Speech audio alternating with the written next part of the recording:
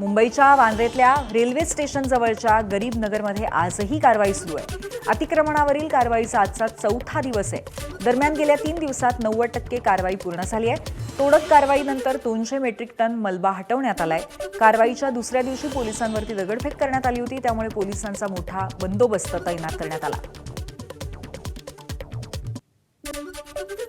वांद्रे इथे पाडकाम करण्याच्या दरम्यान दगडफेक झाल्याच्या प्रकरणात तिन्ही आरोपींची 26 मेपर्यंत पोलीस कोठडीत रवानगी करण्यात आली आहे. वांद्र्यातील पाडकामाच्या वेळी दगडफेक आणि पोलिसांवर हल्ला केल्याच्या आरोपाखाली आरोपींना कोर्टात हजर करण्यात आलं होतं.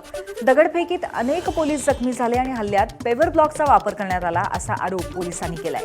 हे प्रकरण गंभीर असून पुढच्या तपासासाठी वेळ द्यावा अशी मागणी पोलिसांनी केल्यानंतर आरोपींना 4 दिवसांची पोलीस कोठडी सुनावण्यात आली.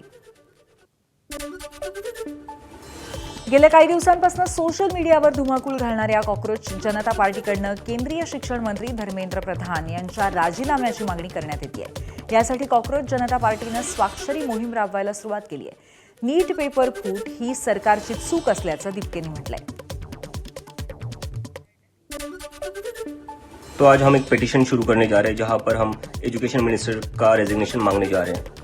तो आप सभी लोग इसको ज़्यादा से ज़्यादा नंबर्स में साइन करिए और सपोर्ट कीजिए, क्योंकि अब वक्त आ गया है to make this system accountable.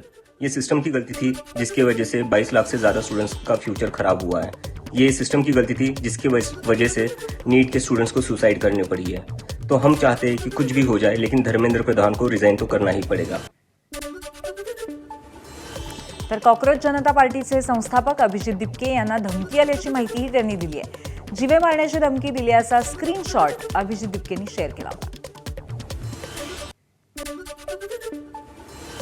Congress नेते दिग्विजय सिंह यांनी कॉक्रोच जनता पार्टीला सल्ला दिलाय. कॉक्रोच जनता पार्टीच्या घोषणापत्रात 3 मुद्द्यांच्या समावेशाचं आवाहन दिग्विजय सिंह यांनी केलंय.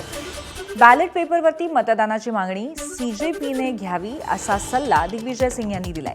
तसंच व्हीव्हीपॅट स्लिपच्या मोजणीचा मुद्दा घोषणापत्रामध्ये समाविष्ट करण्याची विनंतीही त्यांनी केली आहे. पुढची बातमी बघूयात. नाशिक पश्चिम आणि सातपूर विभागाचा पाणी पुरवठा उद्या पूर्णपणे बंद राहणार आहे. मोतीवाला कॉलेज रोड परिसरात मुख्य जलवाहिनीला गळती लागली आहे आणि महापालिकेने दुरुस्तीचं काम हाती घेतलंय. त्यामुळे रविवारी सकाळचा पाणी पुरवठा कमी दाबानं होईल. दरम्यान पुढचे 2 दिवस नागरिकांना पाणी जपून वापरण्याचं प्रशासनाने आवाहन केलंय.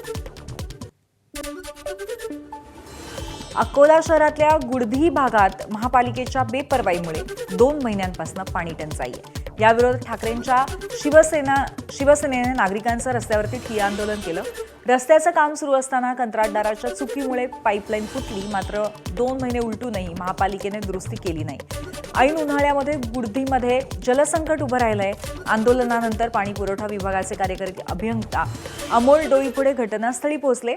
नागरिकांच्या रोषानंतर 1 तारखेपर्यंत पाईपलाईन दुरुस्तीचा आणि तोपर्यंत टँकरने पाणी पुरवठा करण्याचं आश्वासन आता महापालिकेने दिलंय.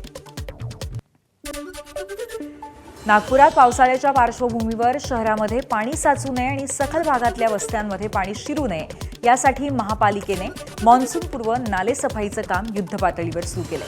नागपूरमध्ये मागच्या 2 ते 3 वर्षात मुसळधार पावसाळ्यामध्ये पूर परिस्थिती उद्भवली होती. त्या पार्श्वभूमीवर पालिकेने नालेसफाईची कामं वेगात सुरू केली आहेत. दरम्यान 60% नालेसफाई पूर्ण केल्याचा दावा नागपूरच्या महापौर नीता ठाकरे यांनी केलाय. तर जूनच्या पहिल्या आठवड्यापर्यंत 100% नालेसफाईची कामं पूर्ण होतील असं आश्वासनही त्यांनी दिलंय.